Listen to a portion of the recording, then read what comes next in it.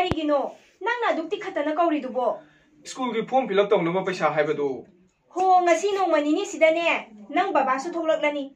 Ma laklaga nangi form fill up do tawrasi. Ngasi last day ne. Hayengdagi di fine amu yawni. Aina namde haidudi. Ho. Nang baba lakdragana. Ingkhol gi mana masing khara yolaga. Awat paduna kanadagino hanglagane form fill up do tawrasi. Ma, idom sapuni ma dang sira.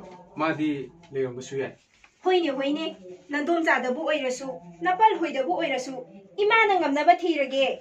Hai. Ngausinarakannu ko. Tuyep to loiraga nang tamogi manakta tamhandoini. Kanna hotno mak to wangnaba. Tamalani tamoy manakta. Hausuki form fill up ki paisa bo leitri kansida. Nangina ne sida sum tamba sida imana laithokpa. Sida di karigumba ama watle. Amada hangba yai. Miram dudadi kanada hangluni. Kanna dum hotno imana tamhandoini. Ma, wam haigine. Kariwano. Idom cha pisaksha. Miyam uste. Ma aiga amtang khanaba soidragani. Aigi machingje lakpa numitane.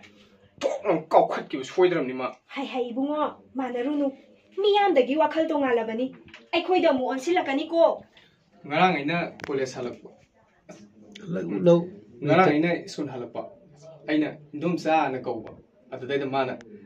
Sana huran binaba khurak hangdana leirabasida khumningdrene ka hairaiba. Nakaba, no, yam fare.